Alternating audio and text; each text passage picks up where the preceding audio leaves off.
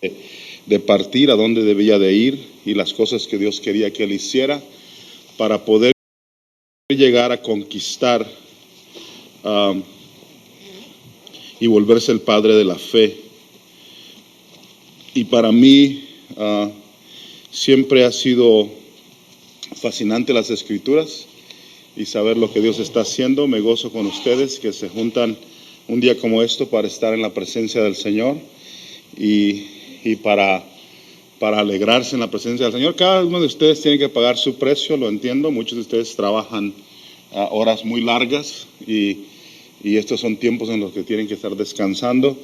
Pero nadie hace algo por el Señor que Dios no lo recompense, y Dios les recompensa siempre a los que le buscan, y nos gozamos en el Señor por este tiempo de estar aquí. Ya tenemos varios años de que nos conocemos, con el pastor, y eso ha sido para nosotros una bendición. Sé que algunos de ustedes en sus familias han tenido percances, luchas, problemas. Algunos tienen retos espirituales, otros retos físicos con enfermedades. Pero Dios no nos ha abandonado. Él está todavía trabajando con nosotros. Y alguien me preguntó qué era lo que Dios buscaba en una persona. Y es bien interesante porque todos tenemos una cierta imagen de lo que creemos que Dios quiere que haga con nosotros. Pero yo les digo que mientras estemos moviéndonos en la dirección correcta con el Señor, algunos corriendo, otros caminando, otros gateando, otros arrastrándose, pero en la dirección correcta, buscando al Señor. Es más, hay un pasaje que dice que lo cojo no se salga del camino. Y es uno de los pasajes más preciosos para mí, porque de vez en cuando, yo sé que todos ustedes son muy santos, pero yo tengo problemas de vez en cuando. Y cuando me acuerdo de ese pasaje, cuando yo estaba muy pequeño y estaba queriendo como salirme del redil con el Señor, eso fue uno de los pasajes que mi padre me dijo, que lo cojo no se salga del camino. Obviamente me estaba diciendo que andaba cojo, pero gracias a Dios que me dio la idea de decir, quédate aquí, porque mientras estés aquí, yo voy a trabajar contigo y voy a tomarte para hacer lo que tengo que hacer.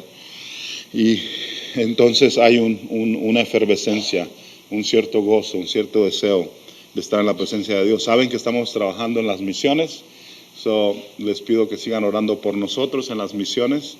Y si me oyen hablar un poco antes de la predicación es porque ya que predico me emociono y ya no quiero hablar de nada más que esto, ¿no? Y muchos de ustedes me han preguntado acerca del trabajo misionero. Algunos de ustedes que tienen interés de salir a los viajes, probablemente si buscan en su propia denominación y las cosas que hace la Iglesia Nazarena, van a encontrar los viajes misioneros cuando son muy lejos. Algunos de ustedes han ido y han visto lo que es. Las cosas son muy, muy diferentes. ¿Cuántos de ustedes han ido a un viaje misionero? Déjenme ver, algunos de ustedes. Veo varias manos, varias víctimas, gloria a Dios. Hay algunas cosas que cambian, que uno piensa que no son un problema hasta que ya no las tiene. ¿Ok? Una de ellas es que la mayoría del mundo no tiene aire acondicionado. Y algunos de ustedes crecieron sin aire acondicionado, pero ahora ya se acostumbraron al aire acondicionado y sienten que se van a ahogar. Nosotros teníamos una hermana en la iglesia de mi papá que era de Matamoros y se había venido para acá, para los Estados Unidos. Y pues estaba viviendo ahí en el valle, eso no está muy lejos. Pero cuando la invitábamos, hermana, mire, vamos a ir a ministrar a Matamoros. No, dice, hay mucho polvo. ¿Perdón? Pues, ¿viviste toda tu vida allá? Interesante. Otros se cambian su nombre, ya no se llaman Pancho, ahora es Frank. Gloria a Dios. Está bien. Ya no le gustan los frijoles, ahora es la hamburguesa. Está bien, correcto. ¿Qué dicen cuando ven los frijolitos? ¿No? ¿Qué es esa cosa? Yo se los digo en broma, pero no muy en broma, porque sí, yo nunca creí que iba a tener ese tipo de problemas cuando íbamos a esos viajes, y a veces la gente que va con nosotros, que debería de tener más capacidad porque hemos crecido en lugares difíciles. Los más chiquillos aquí no, porque ustedes crecieron aquí. Pero algunos de ustedes que tuvieron que enfrentar la vida, que estaban viviendo en el cerro. Yo sé que ahora todos son muy modernos, pero porque la gente toda es de Guadalajara o de Monterrey, pero no es cierto. O cuando dicen Guadalajara, son 2 horas de Guadalajara allá en aquel cerro. Ahí sí. Van a Guadalajara a comprar, pero de todas maneras viven ahí en el cerro. Pero, ¿de dónde van? Yo soy de Guadalajara. Ok, gloria a Dios. Llévame a tu casa. Sí, mamá, allá bien, en el cerro. Ok, es que aquí es mi abuelita. Le digo, ok, está bien. So uno cree, y les digo esto, esas cosas que ha pasado uno en el ministerio, aún cuando andamos en aquellos lugares, hay una bendición. Nos llevan a nosotros y nos dice, vas a dormir ahí en ese suelo. Y uno se acuerda y dice, pues así dormía yo todos los días de todas maneras, ¿no? So, no me va a ser un gran problema, porque hay un cierto entrenamiento para el cuerpo de uno para saber cómo sobrevivir en esos lugares. Y las misiones se vuelven un reto constante. Uno de los grandes problemas en las misiones es ¿dónde voy a dormir? Aquí no hay un gran problema con eso, porque uno dice, pues ahí está esa cama y es lo que hace. Pero el problema en aquellos lugares es que hay lugares donde nadie nos está esperando y tenemos que llegar a un cierto lugar y dormir en un cierto lugar y no sabemos dónde vamos a dormir. A veces tienes que dormir en la jungla y se vuelve bien interesante cuando alguien tiene problemas con cierto tipo de animales que le dan miedo. Y una hermana que era muy problemática con nosotros decidió que iba a ir a uno de estos viajes y dije, ay, qué bueno, gloria a Dios. ¿Se acuerdan que les dije ayer de la desquitanza? Yo sabía que a ella le molestaban mucho un cierto tipo, no le gustan las arañas, a nadie le gustan, pero ella tenía como una fobia. Y yo, no, gloria a Dios. Cuando me dijeron, ¿para dónde vamos? Yo le llevé específicamente donde yo sabía que había todo tipo de arañas ahí. Me arrepentí en el camino, pero ya íbamos de todas maneras. Y bueno, ya comenzamos. Lo que comienzas, termínalo, ¿no? Hasta escrituras me digo yo mismo. Nada más que, obviamente tuvimos que cuidar a la hermana, pero yo creí que iba a tener como un ataque nervioso en ese lugar, ¿no? Porque a una cierta hora, yo había estado muchas veces ahí, hay un tipo de araña ahí que salen todas en la noche.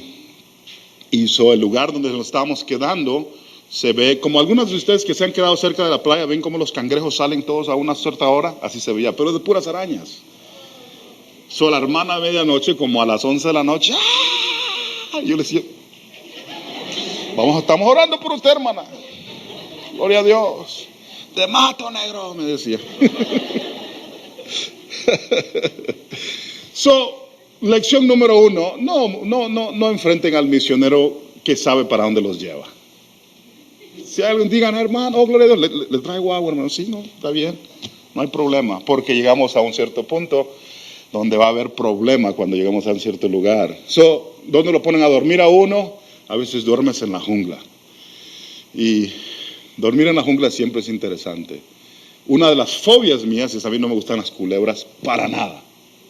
A alguna gente les gustan tenerlas como mascota. Una buena culebra para mí es una culebra muerta. Es ahí. Que esa es buena y aquella es mala, no me importa. Se mueran todas, ¿no? Pero, entonces cuando andamos en esos lugares, algunos de esos lugares tienen muchas culebras. Culebras malas, ¿no?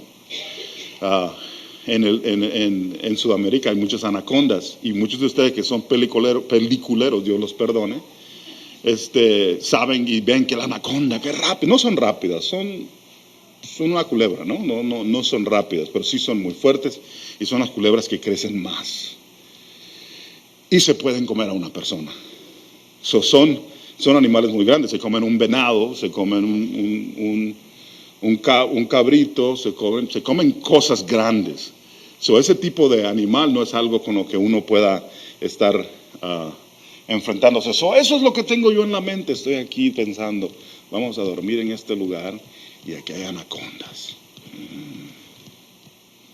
Siempre me pongo como en medio de los hermanos porque pienso que le llegue a este primero, ¿no? Tipo Saúl en la Biblia, ¿no? Así que mejor es este, ¿no? Así soy yo, muy amable, ¿no?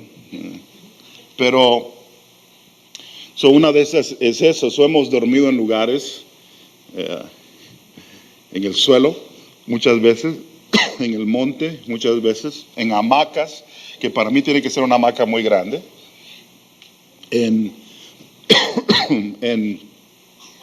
árboles, arriba, en un barco, en un bote, en una casa, en una balsa. Son interesantes las cosas que pasan en esos lugares cuando uno llega a ese punto de poder estar en la presencia del Señor, y las cosas que uno tiene que ingerir. Por ejemplo, una de las cosas más difíciles que, en mi opinión, hemos tenido que hacer fue uno de los primeros viajes cuando estábamos en Sudamérica, y hay allí lo que se llaman las ciudades flotantes. Hay tribus indígenas que eran más pequeñas que las otras tribus grandes, como los incas, los mayas y eso, y los empujaron de tal manera que no tenían dónde estar, y ellos crearon lo que se llaman las ciudades flotantes, como en balsas en medio del río, donde nadie las quería, ninguna de las otras tribus, y ahí viven, encima del río. Las primeras veces que entramos ahí, nos fuimos a quedar en esos lugares, nos dimos cuenta por qué todo el mundo se enferma en esos lugares, porque obviamente están tomando del mismo agua donde están yendo al baño, y eso hace una gran dificultad, pues ellos no tienen ningún tipo de cuestión sanitaria, ¿no? Y yo la primera cosa que pensé fue, aquí estamos en esta ciudad flotante, hay una ciudad flotante más para allá, y estamos tomando agua de ese río. Va a estar interesante este viaje. Fuimos nosotros 12, y los 11 que iban conmigo se enfermaron inmediatamente y tuvieron que salir en menos de una semana. Teníamos que estar ahí 3 meses. Y yo fui el único que me quedé en ese lugar porque fue el único que no me enfermé. Pero uno de los retos entonces de las misiones es que Dios nos mantenga firmes y no enfermarnos para poder hacer el trabajo. Hay lugares donde las cosas no son muy difíciles, pero platicaba con Javier cuando ellos primero fueron a algún lugar en Sudamérica y luego al África. Uno extraña el hielo, porque no hay hielo en esos lugares. Y uno piensa, no, pues hielo, ¿cuál es el problema? Pero después de no ver el hielo por algún tiempo, comienza uno a soñar con hielo. Y decir, una soda que esté así bien fría, ¿ok? Cosas tan tontas o otro tipo de cosas que uno comienza a añorar. El viaje y las cosas misioneras hacen que uno comience a apreciar las cosas que tiene y comience a tener esa alegría. Uno de los grandes problemas para mí como predicador es la actitud también entre las gentes, cómo se saludan, cómo se quieren. En algunas culturas los hombres se besan, y aunque sea cultural, este hombre no quiere que otro hombre lo bese, ¿ok? Pero digamos, en el Medio Oriente se besan en el cachete, ¿no? 3 veces, 4 veces. Gracias. Pero en otros lugares, como al lado de Europa, en el este de Europa, los hombres aún se besan en los labios. Son las primeras veces que eso quiso pasar. Yo digo, cultura o no, pero no, así no. Los hombres se agarran de la mano. Si alguien lo quiere mucho a uno, por ejemplo en la India, si alguien lo quiere mucho a uno, los pastores, hermanos, que gloria a Dios, y lo agarran de la mano a uno y lo andan caminando de la mano caminando. Y yo estoy pensando, ojalá y nadie me tome una foto, porque eso no se ve muy bien. ¿Cómo le explico yo a la gente? Así es la cultura. 2 hombres que se ven, un hermano muy, muy querido que ya murió, le encantaba agarrarme de la mano, vamos a pasear, y me llevaba agarrado de la mano así. Y yo iba viendo así, gloria a Dios, ¿no? Un satélite, una cosa así. Algo hay, ¿no? Porque las culturas son diferentes. Es una forma de demostrar aprecio, demostrar que lo quiere. Otra de las cosas, digamos, en Asia, la gente que cuando hablan de respeto siempre están haciendo así, ¿no? O sea, ellos más que saludar como saludamos nosotros, saludan así. Y cuando, digamos, en Corea, si uno respeta mucho, sea a un pastor, uno tiene que bajarse más que ese pastor o que ese líder. El problema es que muchos de ellos están muy chaparritos, obvio. Yo regresé con dolores de espalda. Pues yo respeto este es el presbítero, pero para poder llegarle allá abajo, no, pues Dios le bendiga, mejor va mejor.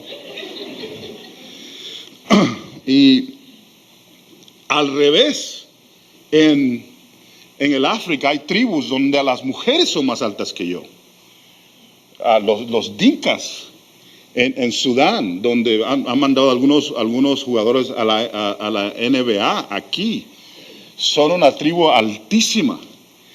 Y las mujeres, me sentía yo chaparro, todas las mujeres estaban más altas que yo. Y una de las señales de las mujeres ahí, una señal de belleza, es que se quitan todos estos dientes de aquí abajo. Cuando se ríen, se ven como que lo quieren morder a uno. Y están más altas y más fuertes. Cuando ellas me dicen, hermano, quiero hacer esto, lo que usted quiere, hermana. Gloria a Dios.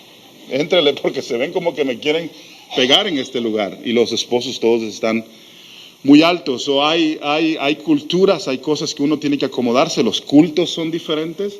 Hay cultos que son de todo 3 días seguidos, sin pararle. Se paran a comer nada más y le siguen en la noche, los niños se duermen, siguen todo, no le paran, se duermen unos y los demás se quedan parados. El único problema es que yo soy el predicador, ellos creen que yo no duermo. Predico, me dejan 1 hora, 2 horas, ellos están cantando, haciendo, orando, predico de nuevo, 1, 2, 3 horas, predico de nuevo hasta que se acaben los 3 días. Las ofrendas son interesantes. Porque cuando no tienen dinero, le dan a uno un animal. Me han regalado gallinas, marranos, me han dado peacocks, me han dado cabritos. Son bien interesantes y claro, los agarramos nosotros y los digamos, cocínenlos o algo. Pero nos ha pasado varias veces y les he contado aquí en este lugar. Tuve que predicar con 2 de esos puercos grandes en el altar. Y yo estaba tan ofendido porque, digo, bueno, yo he predicado en muchos lugares. En nuestra tierra, los perros casi todos son cristianos. Porque, ¿se acuerdan? Ahí están en la iglesia. Y no, pues vino al culto también. Gloria a Dios. Y la gente está acostumbrada a que ni los echen para afuera. Ahí están. Y aquí estaban 2 marranos grandes, de esos que espantan. Y yo le decía a los hermanos, bueno, me estoy ofendiendo, hermano, quiten estos marranos de aquí. Hasta que el pastor se acercó y me dijo, hermano Oscar, es que esa es la ofrenda para el predicador. Y dije, pues ahí déjenlo, gloria a Dios, está bien. Prediqué con 2 marranos, en vez de amén era, aquí atrás. De verdad, tenía que cruzarlos yo. Así dice el Señor. Y luego el Señor, porque aquí estaban amarrados los 2. Y los marranos son marranos, o estaban haciendo desastres aquí atrás. Se pone interesante la predicación y la forma en la que uno ministra, lo que quieren hacer. La gente tiene ciertas creencias extrañas. Por ejemplo, el lugar donde estaba yo ministrando, cuando estaba parado aquí y me quitaba del púlpito, salía corriendo alguien y se paraba detrás del púlpito. Y yo decía, ya se acabó el sermón, me voy. Me dijo, no, hermano, sígale. Pero cuando me iba a acercar, se quitaba. Y después de 2, 3 veces, yo digo, bueno, ¿qué pasa? Ellos tienen una creencia en ese lugar de que si el púlpito no está ocupado, que Satanás o los demonios lo pueden tomar. Tienen a gente aquí parada, que cuando uno se quite, ellos se meten a cubrir el púlpito. No me pregunten de dónde sacaron esa idea. Pero yo les di dolores de cabeza, porque me hacía así y me podía poner, ya venía para acá. Estaban alertas todos ahí conmigo, ¿no? La interacción con hermanos o hermanas, hay culturas enteras donde uno no puede tener una interacción con alguien del sexo opuesto y tiene que tener mucho cuidado en cuanto a las cosas que hace. Pero les digo todas estas cosas con un solo propósito, que en todas las diferencias que el mundo tiene, Cristo ama a todo el mundo. Los países musulmanes tienen más de 1 billón, Cristo les ama. Con todo y las ideas que tienen, Cristo quiere salvar sus almas. Los países como la India o los que son más bien politeístas, panteístas, esos grupos que tienen tantos dioses, Cristo les ama también. Y los grupos animistas o que son adoradores del diablo en ciertos lugares en el África, Cristo les ama también. Y yo quiero que recuerden que nuestras diferencias culturales nos hacen algo especial en lo que nosotros somos, pero en el corazón de Dios, Él ve las almas y la eternidad, y Él quiere alcanzar a cada alma que existe en este mundo. Y hemos tenido grandes discrepancias en medio del pueblo teológico, pero la creencia espiritual de nosotros es que debemos de seguir predicando el Evangelio donde quiera que estemos. Y nosotros tenemos esa intención de seguirlo haciendo.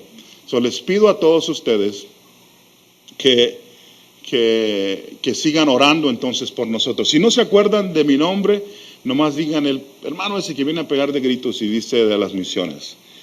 Y no oren nada más por nosotros, pero por el resto de los misioneros que están sirviendo en diferentes países y están haciendo la obra del Señor. Hay países donde nosotros tenemos que enfrentar cosas que no hemos enfrentado nunca. Y les digo algo especial, en Nepal, yo esperaba que la gente fuera más, ¿cómo les digo? Porque ellos como una cuestión étnica son más abiertos, más empujan mucho las cosas en cuanto a las amistades y todo eso, pero los vi bien calmados a todos, bien calmados. Y la pregunta que hicimos después de algún tiempo es, ¿por qué todo el mundo está bien calmado? Y la gente nos dijo, ustedes creen que es porque son calmados y amigables. Dice, no, fíjense, dice, en la mayoría de los que están bien calmados y van a ver que hay un tipo de planta que ellos se ponen en la boca y es un tipo de narcótico. Y ese narcótico los hace que estén así, bien calmados la mayoría. Hay países enteros que están bajo esa, y se vuelve un vicio, ¿no? Un vicio específico. Hay lugares enteros en Bolivia, por ejemplo, donde la gente toda usa la planta de la coca para mascarla. Y hay mucha gente que tiene ese problema. O el opio en Afganistán, donde mucha gente tiene eso también. Entonces, hay retos a través de todo el mundo en las cosas que uno está enfrentando, pero me he dado cuenta de una cosa, que Cristo siempre rompe barreras. No importa lo que el hombre le tire enfrente, Cristo las rompe, ya sean culturales, o sean mentales, o sean espirituales. El Señor siempre rompe barreras. Y pedimos entonces a todos ustedes que sigan intercediendo por los que estamos trabajando en esos lugares, así como nosotros intercedemos por ustedes. Pónganse de pie, ese fue un comercial gratis. Ahora vamos a hacer a lo que venimos a hacer, ¿no? Y voy a pedirle al pastor que lo ore por nosotros. Te alabamos y te glorificamos, Padre, por el día maravilloso que nos has dado, y al escuchar las historias que nuestro hermano Brooks comparte con nosotros, nos recuerda, Señor, del amor tan grande que tú has levantado a hombres y mujeres tuyos, Señor, que van a estos diferentes lugares a dar tu palabra. Y Señor, te ruego que visites a nosotros, de tal manera que no solamente lleguemos a conocerte personalmente, cada uno de nosotros, pero tengamos esa pasión por las almas que se están perdiendo. Y que si no podemos llegar a esos lugares, nuestras oraciones y nuestro dinero sí pueden llegar a esos lugares, Señor. Te ruego que los visites en esta noche, unge con tu Espíritu Santo a nuestro hermano Brooks en esta hora. Pido, rogamos en nombre bendito de Jesucristo. Amén. ¿Pueden sentarse? Gloria a Dios. Díganme si están aquí. Amén. Que no quiero nada más sus cuerpos, quiero que estén sus mentes aquí también, ¿no? Y quiero que abramos nuestras escrituras. Vamos a meternos primero al libro de Éxodos en el capítulo 20 y vamos a entrar en un tiempo de tratar de entender la forma en la que el Señor trabaja, y quiero quiero meterme en algo específico aquí. Si entran conmigo a Éxodos 20.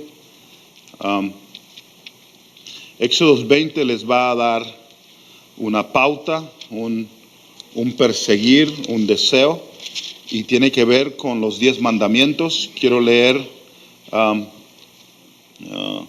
unos pocos versículos de Éxodos 20 y quiero presentar delante de ustedes una palabra específica en cuanto a lo que Dios hace. ¿Lo tienen? ¿Están ahí?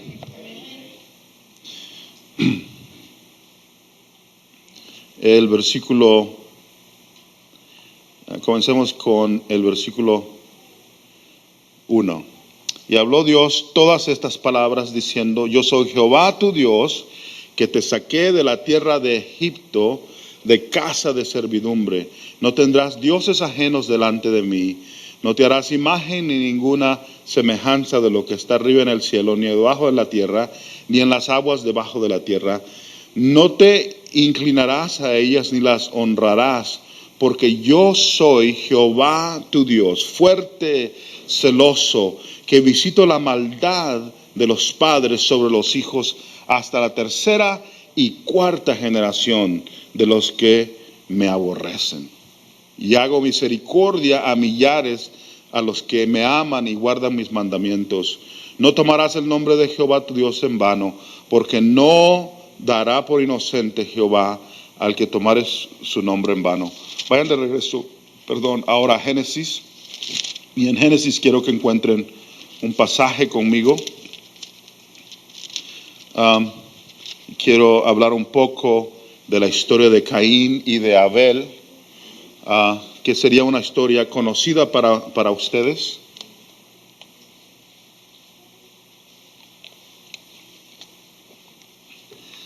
Si la tienen, me dicen amén. Están tratando de encontrar Génesis, todavía necesitamos hablar después del culto. Gloria a Dios. Conoció Adán a su mujer Eva. Esa palabra conoció no significa que le diga: hola, ¿cómo estás? Dios te bendiga. No, los adultos saben de lo que significa eso, ¿no? Conoció Adán a su mujer Eva, la cual concibió, dio a luz a Caín, y dijo: por voluntad de Jehová he adquirido varón.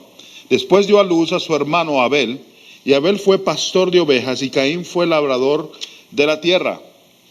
Y aconteció andando el tiempo, que Caín trajo del fruto de la tierra una ofrenda a Jehová, y Abel trajo también de los primogénitos de sus ovejas, de lo más gordo de ellas, y miró Jehová con agrado a Abel y a su ofrenda. Se me hace un poco chistoso que la Biblia hace ver lo gordo como algo bueno, pero ahora ese pasaje dice: mira, la gordura es la que le trajo, qué malo, le va a hacer daño al Señor en su dieta. Pero no, la Biblia habla acerca de eso más bien de una manera positiva, y quiero que se acuerden de eso.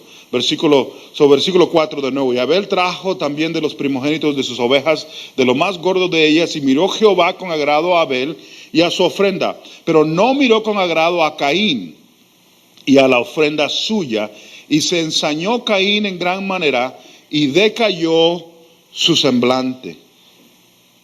Entonces Jehová dijo a Caín: ¿por qué te has ensañado y por qué ha decaído tu semblante? Si bien hicieres, no serás enaltecido, y si no hicieres bien, el pecado está a la puerta. Con todo esto, a ti será tu deseo, y tú te enseñarás de él. Oigan esto de nuevo, versículo 6. Entonces Jehová dijo a Caín: ¿por qué te has ensañado y por qué ha decaído tu semblante? Si bien hicieres, no serás enaltecido, y si no hicieres bien, el pecado está a la puerta. Con todo esto, a ti será su deseo, y tú te enseñarás de él. Y dijo Caín a su hermano Abel: salgamos al campo. Y es aquí donde lo mata, ¿ok? Pero quiero que se acuerden de eso: si no hicieres bien, el pecado está a la puerta. Quiero leer un último pasaje, si van conmigo. Vamos a meternos en segunda de Samuel, en el capítulo 11. Es uno de los días más tristes de David, en el problema que David tiene con Betsabé, una de las cosas que son tan particulares de parte del Señor es que en que Él tiene un amor profundo por David, de todas maneras no va a cubrir su pecado. Y yo les aseguro que esto debía de ser un día triste para David, sabiendo que su pecado iba a ser, pues 2 Samuel 11, iba a ser puesta aquí a la luz pública en medio de todo el mundo, este pecado que él cometió. Y aquí en el capítulo 11 vamos a encontrarnos con el famoso varón David y su gran problema con Betsabé. ¿Lo tienen? Aconteció al año siguiente, en el tiempo que salen los reyes a la guerra. Oigan eso, en el tiempo que salen los reyes a la guerra, que David envió a Joab y con él a sus siervos y a todo Israel. Destruyeron a los amonitas y sitiaron a Rabá, pero David se quedó en Jerusalén. Y sucedió un día al caer de la tarde. ¿Pueden decir eso conmigo, al caer de la tarde? Ok. Que se levantó David de su lecho y se paseaba sobre el terrado de la casa real y vio desde el terrado a una mujer que se estaba bañando, la cual era muy hermosa. Y el resto del versículo del pasaje les va a enseñar su pecado, su caída y su gran golpe que tuvo en ese tiempo. Y después voy a mencionarles algunas de las cosas que Dios hizo en ese tiempo.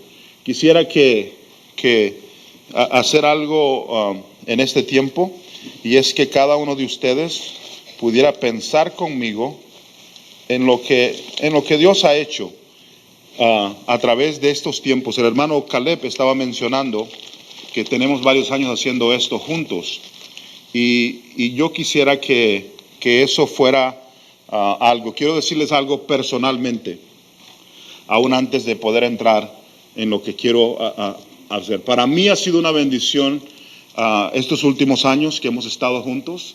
Dios nos ha dado un tiempo de refrigerio, pero nunca como este año yo he estado esperando este tiempo con tanta anticipación, porque he aprendido que Dios me bendice en esta iglesia. Y les digo eso como predicador. En muchos de los lugares donde yo voy a dar nada más, porque es mi función. Pero en este lugar yo siento que yo recibo tanto como doy.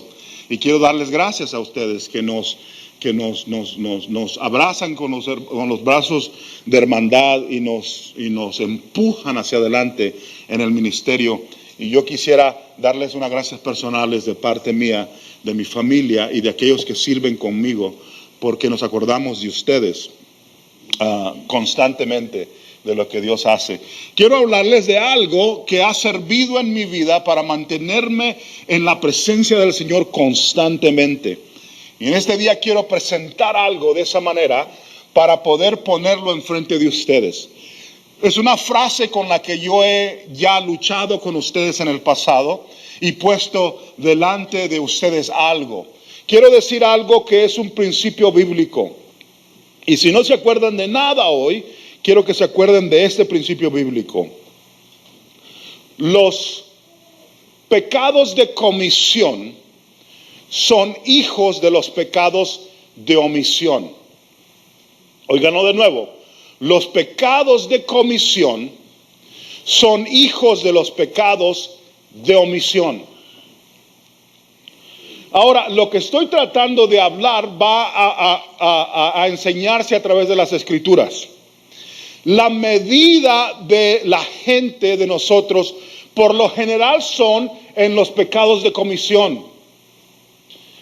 Pero la historia de la Biblia nos va a enseñar cómo es que esas cosas pasan bíblicamente.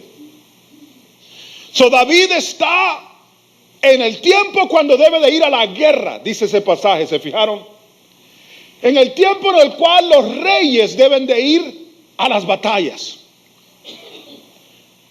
Esa frase no es una frase que Dios puso ahí nomás por ponerla, sino que lo primero que nos dice el pasaje es que no estaba donde debería de estar. que su responsabilidad como el rey, los reyes no eran presidentes que se sentaban y mandaban a alguien a la batalla. Los reyes como David iban a la guerra. Pero David se había cansado de las guerras. Se había cansado y aburrido de las batallas y las victorias. Le dijo a su general Joab: ve tú a la batalla, no quiero ir. Es más, le dijo: ve y cuando ganes llámame para yo ir ya que se haya acabado. Si siguen leyendo se van a dar cuenta que eso fue lo que pasó. Se queda en su palacio cuando debe de estar en la batalla. Después de estar en ese palacio, dice, a la caída de la tarde se levantó de su lecho. Está aburrido. La gente de ese tiempo se levantaba a las 4, a las 3 de la mañana. Pero en la tarde, o no se ha levantado todo el día, o se levantó y se volvió a acostar. Ahora, pongan en mente esto. Los guerreros de Israel, todos estaban en el monte, en los campos, viviendo bajo tiendas, y estaban en momentos de batalla. En ese mismo momento que él estaba acostado, en ese momento estaban peleando contra una ciudad, y muchos de ellos siendo muertos. El arca de Jehová estaba en el campo. La batalla estaba rigiendo en ese momento. Pero David estaba aburrido, cansado. ¿Se acuerdan que les hablé de eso la última vez? Se levanta en la tarde.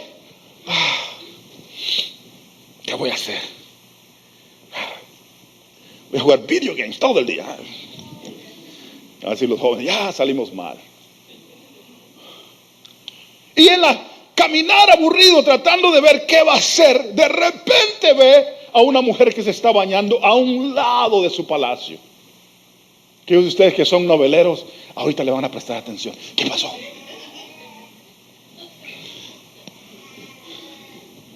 ¿Quién es esa? Era una mujer hermosa. La Biblia dice que le dijeron: esa es la mujer de Urías. Y Urías estaba en la batalla en ese momento, en la batalla que David debía de haber estado. Pero lo que él oye no es: bueno, qué malo que no fui. Lo que él oye dice: qué bueno que no está el esposo. Tráigamela, yo soy el rey. Y el pecado se comete. Cuando ese pecado se comete y todos comenzamos a hablar y decimos: mira el adulterio, mira lo que hizo, mira lo que mató, no entendemos algo, que eso nunca hubiera pasado si él se hubiera ido a la batalla y no anduviera aburrido y cansado. Los pecados de comisión, el pecado que él cometió de matar a Urías y cometer ese adulterio, son hijos de los pecados de omisión. Si estuvieras donde deberías de estar, muchas cosas malas no hubieran pasado. Su familia sufrió por mucho tiempo. Sus hijos sufrieron terriblemente. Dios le dijo: la espada nunca se va a apartar de tu casa por eso que hiciste. Su hijo que nació de esa relación se murió. Un hijo de él violó a una hija de él, media hermana. Otro hijo mató a ese hijo. La espada no se separará de tu cosa. Pero la cosa que él tenía que haber hecho era haber entendido que eso no nace de repente. Que él no solamente vio a una mujer que se estaba bañando y tuvo esa cosa, sino que comenzó a debilitar su encuentro con el Señor, a aburrirse del Señor, a caminar en otras cosas, a no estar donde debería de estar. Y los pecados entonces de omisión se vuelven padres de los pecados de comisión. Las cosas que hago. Esto es lo que el Señor enseña. El problema es que los pecados de omisión no son tan fáciles de verlos. Por ejemplo, la Biblia dice: a él que sabe hacer lo bueno y no lo hace, para él es pecado. Amarás a... ¿Cuál es el mandamiento más grande?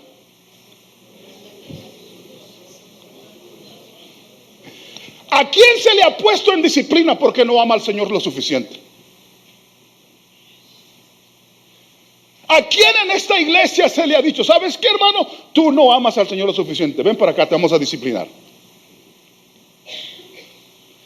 Pero si alguien comete un adulterio o mata a alguien, todos nos caemos.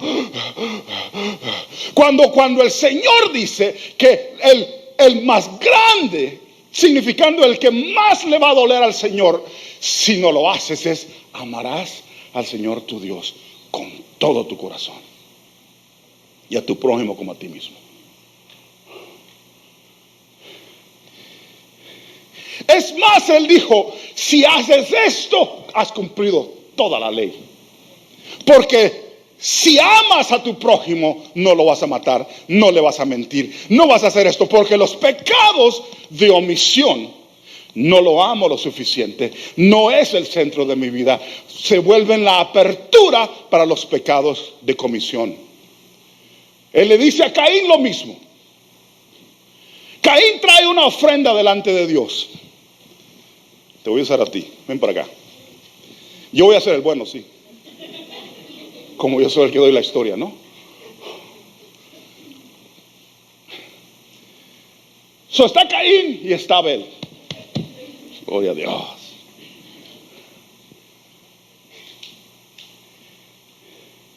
Y lo que hace el Señor es que les dice, traigan su ofrenda. La Biblia dice que Caín trajo la ofrenda, pero la trajo no más por traerla. Dijo, aquí está. Supongamos que esta es la ofrenda. Ponla por allá. Quédate por ahí por un lado. Me esperas aquí. Pero la Biblia dice que Abel fue al revés. Abel fue y agarró el animal más gordo que tenía, que les dije que era bueno. Agarró lo mejorcito, dice la Biblia, que él tenía, y se lo trajo al Señor después de haberlo criado, mantenido, darle todo y ponerle todo su esmero, y se lo trajo al Señor y se lo puso enfrente. Y la Biblia dice que el Señor quedó viendo la ofrenda de Caín y dijo, no me gusta. Y dice que vio la ofrenda de Abel y dijo, esa sí me place. Hay unas diferencias teológicas entre todos nosotros. Hay quienes creen que era porque uno era un grano y otro era un animal y que la sangre está bien.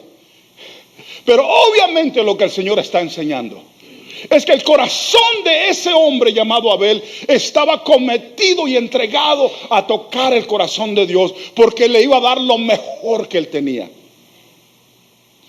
Y el corazón del otro estaba puesto en una disposición de, pues es suficiente con que llegue. Pues llegué, es suficiente. Traje la ofrenda, aquí está.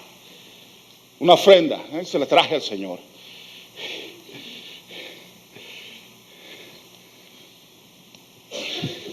Esto es lo que el Señor le dijo a ese varón antes de que matara a Abel. Le dijo, ¿por qué está decaído tu semblante? Le dijo, si bien hicieres, serás enaltecido. Esa palabra significa yo te voy a levantar y te voy a bendecir. Pero si mal hicieres como estás haciendo, el pecado está a la puerta. ¿Qué le está diciendo? Esta actitud que traes te va a llevar a que ese pecado, quieras o no, se va a hacer. Y se levantó de ahí, y en el siguiente versículo fue para matar a su hermano. Cuando nosotros decimos, lo mató, seguro. Pero el Señor le dio una advertencia antes de que lo matara. No lo vas a matar porque tú eres homicida y asesino. Lo vas a matar porque tu actitud para conmigo no es buena. Tu actitud es, yo no necesito darle todo a él. No necesito ser tan radical. No necesito presentarme de esa manera. Yo con que vaya y esté es suficiente. Que se alegre el pastor porque por lo menos vine. Y el Señor le dice a Caín, No. Le dice, ¿sabes qué? Hay un pecado que te está esperando en esa puerta. El pecado de comisión es hijo del pecado de omisión. ¿De dónde nació? Nació de una actitud no buena para con el Señor. Son los grandes mandamientos. Son los mandamientos que no se pueden medir. Lo que Dios quiere de un corazón de un joven como este no es la medida de su inteligencia o la medida de su sabiduría. Es la medida de su cometido para con el Señor. No pide que Él le dé lo mejor que yo le pueda dar. Él pide que Él le dé lo mejor que Él le pueda dar. Y el que mide eso es el que está sentado en el trono. Él dice, si tú me das lo que yo te estoy pidiendo, que es todo, yo te voy a enaltecer, yo te voy a bendecir, yo te voy a levantar, yo te voy a dar palabra, yo te voy a dar unción, yo voy a bendecir tu casa, yo voy a bendecir tus hijos, yo voy a bendecir tu escuela, yo voy a bendecir tu trabajo, yo voy a bendecir todas las cosas, los 6 príncipes que dicen, todo lo que debes se puede hacer contigo. Pero le dice, tengo otra cosa. Si tu actitud conmigo es así, el pecado está a la puerta. Y el pecado que lo estaba esperando fue un asesinato para su hermano. Gracias. ¿De qué? Entonces es la historia del Evangelio. Cristo caminó por la tierra, escogió a algunos discípulos y comenzó a tratar con ellos. Y cuando comenzaron a hacerle preguntas, ellos querían esto o aquello. ¿Cuáles son las cosas que me debilitan para que el pecado me espere a la puerta? Oh, el Señor llevó a los discípulos a aquel huerto de Getsemaní, ¿se acuerdan? Y los sentó en aquel lugar y les dijo, oren conmigo. Oren en este momento. Pero acababan de comer. Y despuésito de comer, no tiene uno muchas ganas de orar. Su oración era como la oración de muchos de nosotros, Señor. Soporíferas, ¿no? Estoy buscando sueños y visiones, me dice un hermano, de parte del Señor. El Señor viene después de un tiempo y les dice, ¿no puedes orar conmigo? ¿Cuándo le dijo? Aunque sea 1 hora. No hay una escritura que diga llorarás 1 hora, orarás 2 horas. Pero al Señor se le hacía como un mínimo, por lo menos 1 hora. Sí, Señor, ese es Cristo hablándoles, no un pastor, no un predicador. Ok, Señor. Y la Biblia dice que en cuanto se fue el Señor a orar, se durmieron de nuevo. Regresó la tercera vez. ¿Se acuerdan qué les dijo la tercera vez? Ya duérmanse. Hey, momento, ¿cómo ya duérmanse? Que ahora viene el enemigo para atacarnos. Ahora sí, nosotros lo que decimos es, levántate, Caleb, levántate, porque ahí vienen los romanos. Ya. Le digo, no, ya duérmete. La oración y el tiempo de oración ya pasó. Y ahora Pedro, Juan y todos los demás no van a saber cómo responder cuando vienen los enemigos para acá. Pedro es el valiente, agarra espada y él se tira enfrente. Él va a enfrentar a todos los romanos. Me da risa, ¿no? Le tira un espadazo a alguien y en vez de cortarle la cabeza le corta la oreja. Es pescador, no sabe qué hacer. Valiente, ¿no? Y el Señor le dice, cálmate, tengo legiones de ángeles que van a ser un poquito mejor que tú. Si hubieras orado, la omisión, hubieras sabido que esta no es la forma de responderlo. Porque los pecados de omisión, no oraste, te ponen en una situación en que lo traicionas y me vas a negar aún hoy mismo. Nunca te voy a negar, Señor, nunca te voy a negar, Señor, nunca te voy a negar, Señor. Y ese mismo día lo negó. Porque no pudo meterse con el Señor. Y los pecados de omisión, la falta de oración y de búsqueda de Dios, se hace padre del negar a Cristo. Por eso oyen cuando nosotros les decimos, busquen al Señor. Oren, porque no sabemos lo que viene. No sabemos del enfrentamiento. Hermano Caleb decía ayer de los funerales y de las cosas que él estuvo viendo y todo esto. Eso pasa todo el tiempo. Estamos enfrentando cosas que no sabemos. No las conocemos. Mi hermana me habló hoy mismo para decirme, hoy, llorando, mi esposo me pidió el divorcio.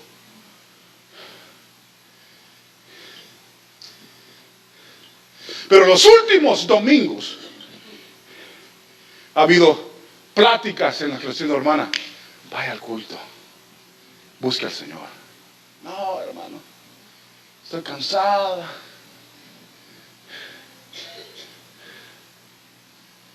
No tengo tiempo.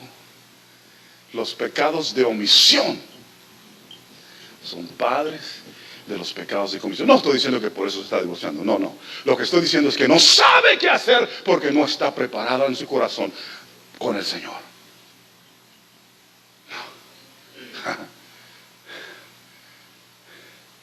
So David y todos los grandes varones de Dios, sus mayores caídas desde Caín para adelante, todos han sido basados en lo que no están haciendo.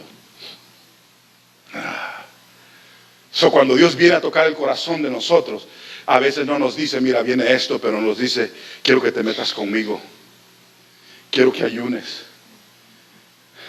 ¿A quién se le regaña? Le dice, no estás leyendo tu Biblia, a menos que esté en la escuela bíblica de nosotros. Lo pongo en disciplina en 2 segundos. No has leído tu Biblia, no vas a ser pastor. Hazte formado.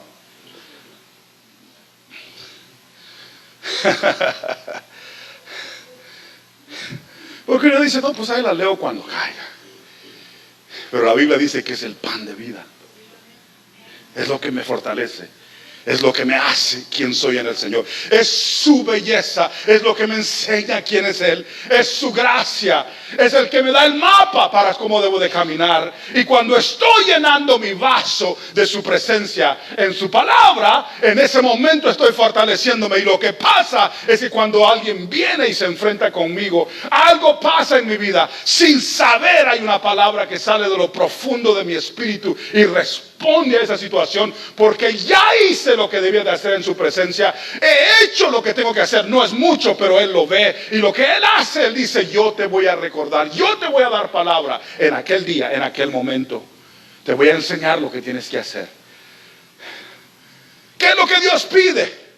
Acércate a Él con todo tu corazón. Cométete a Él en las cosas que Él desea para ti. Dale lo mejor que tú tienes.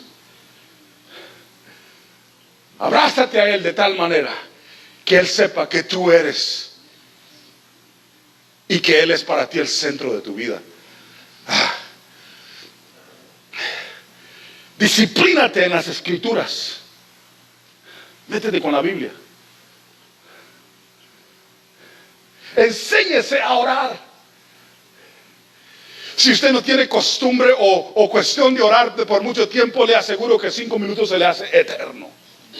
No han tratado, los que no han tenido mucho tiempo en el Evangelio, y agarran y dicen, voy a orar, cada enero, ¿no? Voy a orar 1 hora todos los días. ¿De qué oro? Ya se me acabó la oración.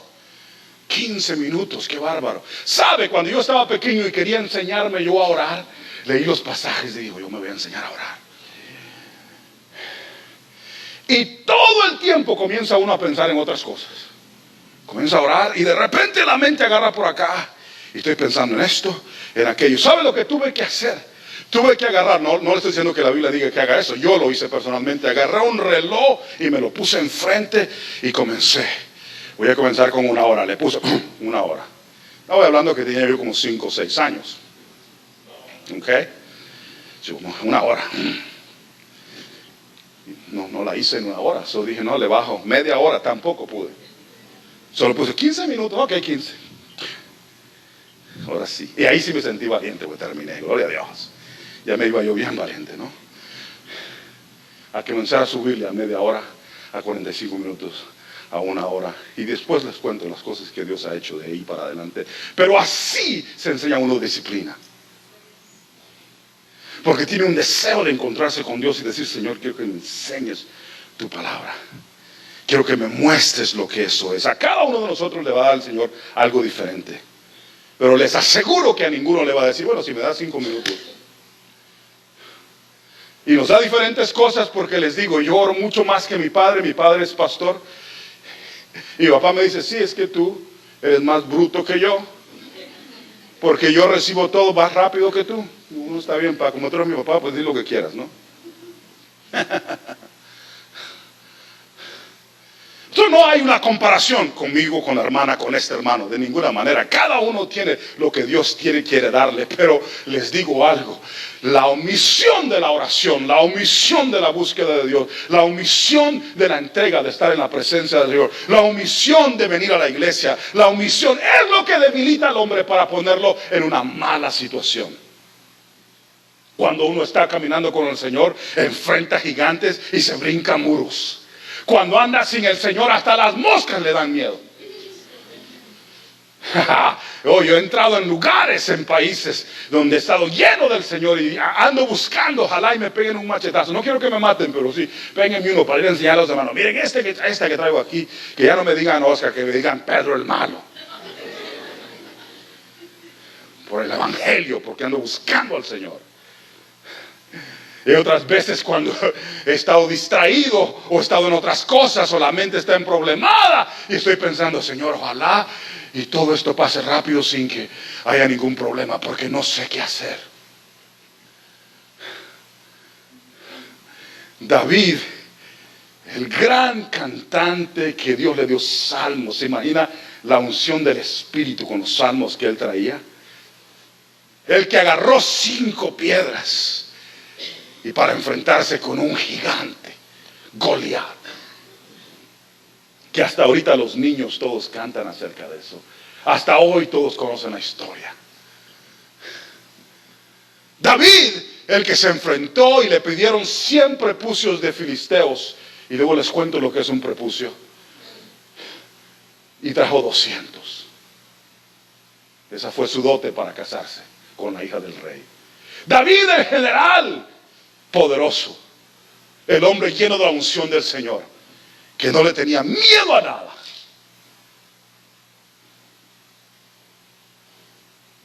De repente es derrotado, porque en los tiempos en los que los reyes van a la guerra, David estaba en su casa. Y estaba buscando qué hacer porque estaba aburrido.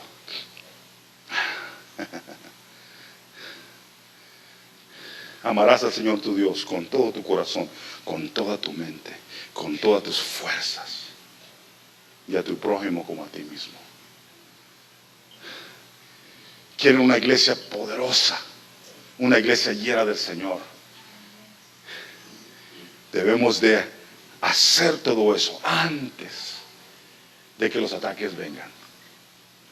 Les aseguro, si conozco el diablo y este mundo, los ataques van a venir para todos ustedes. Van a decir, qué bárbaro, qué profeta. No, es que así dice la Biblia. A mí mismo. Yo luego me digo a mí mismo, piensa en esto. Estas cosas van a venir, aquello va a pasar, los enfrentamientos, y me doy cuenta que el Señor es poderoso.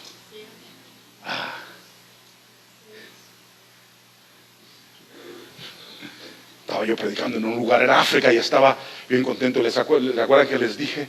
En el mismo lugar había un montón de brujos ahí, brujos de verdad, no estos charlatanes, no estos brujos de verdad. Y me vinieron a traer ahí y hicieron una cosa, les conté en ese mismo y les digo la otra cosa.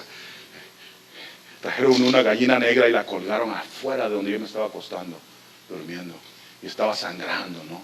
Y se levantaron todos los pastores y dijeron, la gallina negra, te vas a morir, Oscar. De verdad, los hermanos estaban todos espantados. Los brujos están contra ti. Entonces yo fui a agarrar la gallina, me la llevé a la cocina y le dije a la señora, cocínala, que tengo 3 días de no comer carne. ¡Gloria a Dios! Lo recibo, Señor. Y la gente me quedó viendo diciendo, no, eso es de los brujos. Yo, no, brujo no, esta es gallina.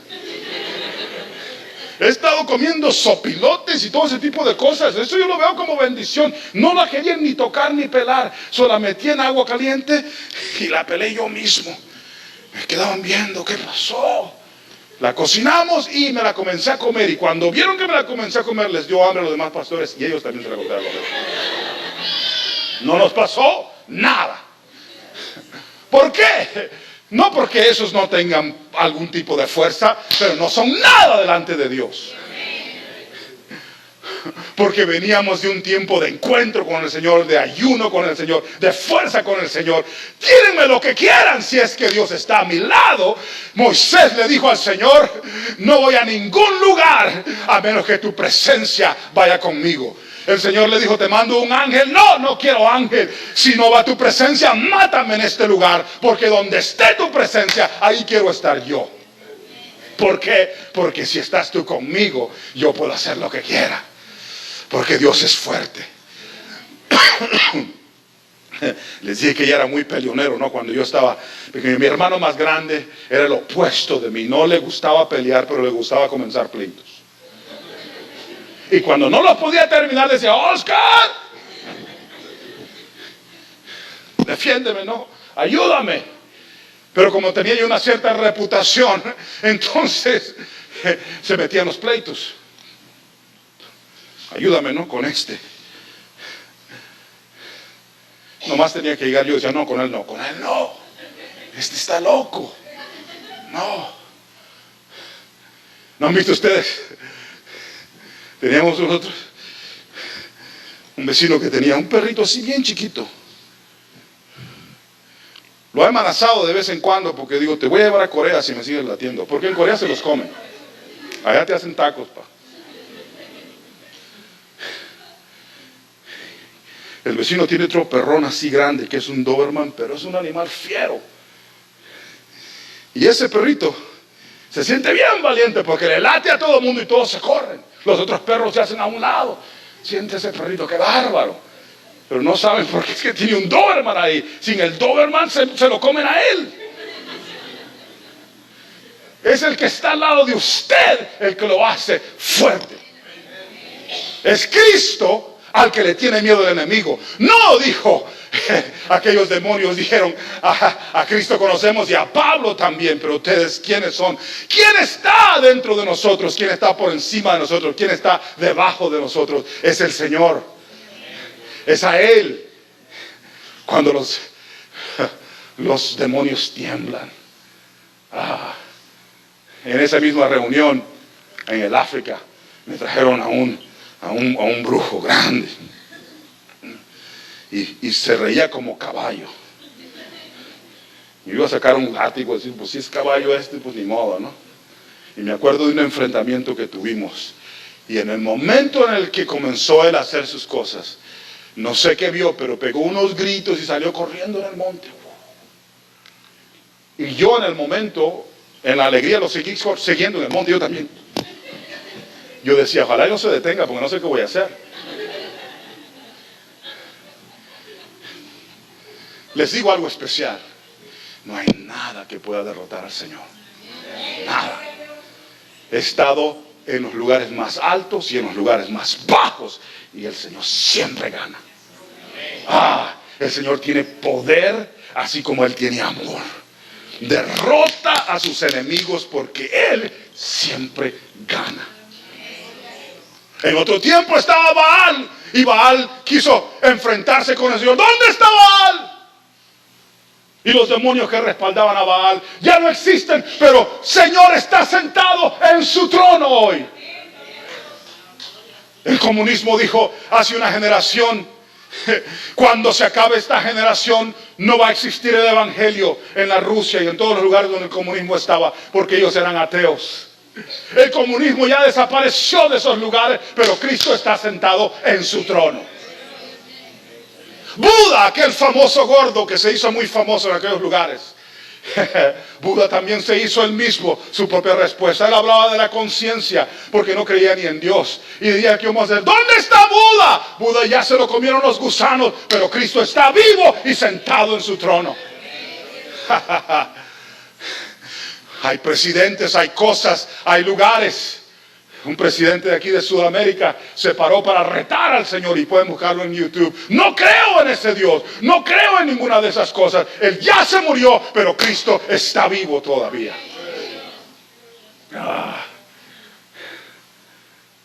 Cuando Cristo extiende su mano es para decir: acércate a mí. Porque si tú haces lo que debes de hacer conmigo, los pecados de comisión los vas a conquistar, no va a pasar nada. Vas a poder derrotar esas cosas. Vas a poder echar esas cosas afuera. Vas a poder enfrentar lo que se quiere meter en tu casa. Vas a poder enfrentar las cosas que quieren atacar tu vida, tu trabajo. Porque el Señor dice: está a cuentas conmigo. Acércate a mí. Aprendiendo eso desde muy pequeño. Dice el Señor: ok, Señor, lo que tú quieras, cuando tú quieras, donde tú quieras. Haz lo que quieras conmigo. ¿Quieres que ayune? Ayuno. Ok, está bien. Una vez me metí al Señor con el Señor 21 días. ¿Sabe? No me gustan mucho un tipo de fruta que hay en mi tierra. Pero después, como al tercer día, se me hacía agua la boca viendo. El amigo mío no le gustan los tomates. Y lo único que estaba vendiendo en el refrigerador era un tomate. Y todos los días lo abría y lo quedaba viendo. Y me dijo un día, de los que estábamos ayunando, me dice: ¿sabes qué, Oscar? Yo creo que el fruto por el que cayó Adán y Eva fue un tomate.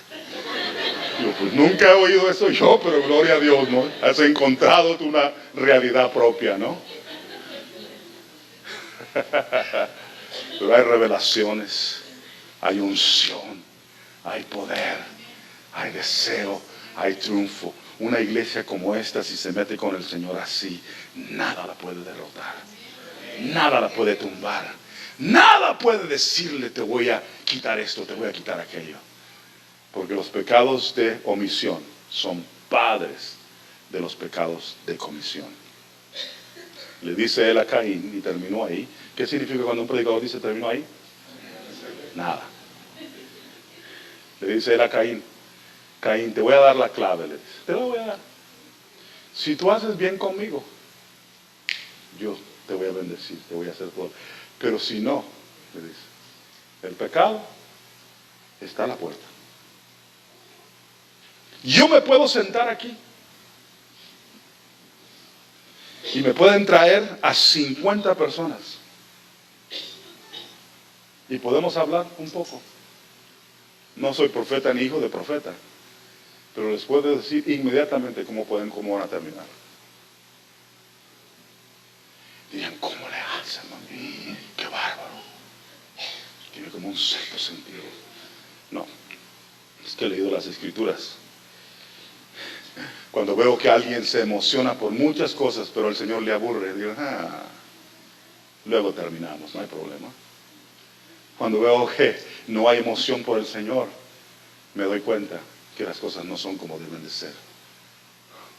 Y puedo darles una tras otra las situaciones que lo llevan a uno a caer de esa manera. ¿Si entendieron? Dígame amén. Y si terminé. ¡Qué bárbaro! Gloria a Dios. Respire y se acabó. Estamos bien. Todavía están aquí todavía. El cuerpo ya se fue, su espíritu a dormir. El cuerpo está aquí todavía, ¿no? Pero el espíritu ya se fue para la casa. Aquellos de ustedes que decidieron acercarse a Cristo ayer, algunos de ustedes que aceptaron, tomen esta lección y se van a adelantar rapidito en el Evangelio. Aquellos de ustedes que tienen algún tiempo en el Señor o que vienen comenzando, amárrense al Señor, estén donde deban de estar, obedezcan la voluntad del Señor. Si el Señor le dice: trabaje aquí, no se vaya a meter a otro trabajo porque le pagan más. Diga: trabajo aquí porque Él me dijo que aquí trabajara. Porque voy a estar donde debo de estar, geográficamente, espiritualmente, porque de esa manera estoy haciendo su voluntad. Aquellos de ustedes que se están enamorando, si ven a alguien y le dicen: este es el novio, que es la novia, si el Señor le dice que no, déjelo en paz. Deje esa cosa a un lado. Hay una gente que le hace huelgas de hambre al Señor. No hay una huelga de hambre hasta que me la dé, Señor, a la marita.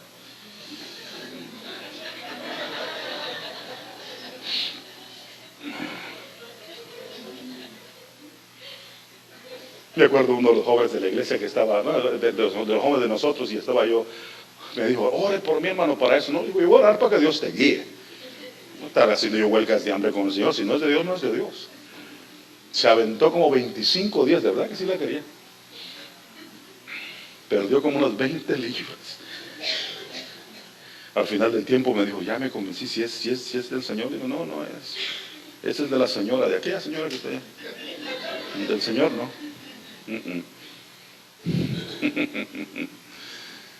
Si obedeces al Señor y amas al Señor, el Señor dice, no hay pecado que te esté esperando a la puerta. Y si te espera, le puedes pegar un golpe y se hace para un lado, porque estás lleno de mí. ¿Qué les parece? ¿Qué si hago que el hermano Caleb nos lea el pasaje ahí con Génesis?